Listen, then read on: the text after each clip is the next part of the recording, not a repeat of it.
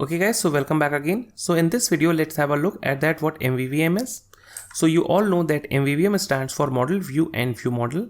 It is basically an architectural pattern, that is, it is a way to lay out your application or to design your applications. And it helps us separating the concerns of the user interface and the business logic. And here inside Model View and View Model, the model is the business logic, the view is the user interface, and the view model is a glue layer between view and view model. Because view is not directly connected to the model and the model is not directly connected to the view. The view model acts as a mediator between the view and the model. So now let's take an analogy of the car. So inside a car, the engine is the powerhouse of the car, and that is the business logic. That is, without the engine, the car is useless. And if there is only engine, there is no outer body, then again the car is useless. And here the outer body of the car is the view. That is, whatever you see on the car from the outside, that is the paint of the car, the color of the car, body of the car, the seats of the car, the steering of the car is all a part of the view, whereas whatever goes inside that is all the hardware stuff, that is the engine and all the electrical things inside the car is the model of the car. So let's see MVVM in Android's point of view. So here we have the view model and the model.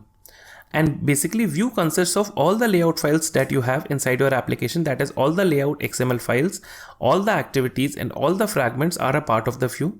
Whereas the view model contains the live datas that are used by the views to display data on the screen.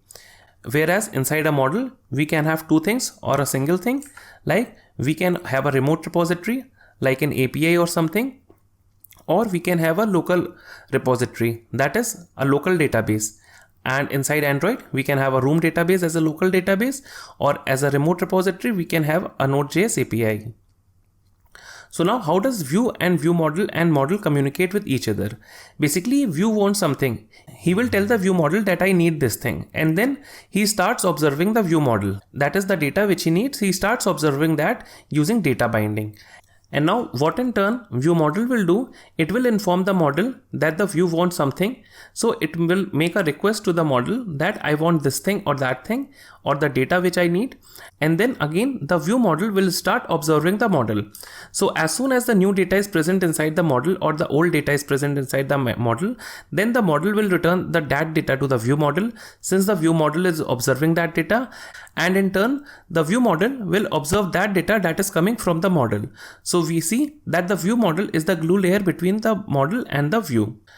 So guys, this is a very brief introduction about MVVM, though there is a lot more going inside MVVM architecture, and we'll be looking into that when we are building our application inside Android Studio. So in the next video, let's set up our application to build our shopping cart application using MVVM pattern.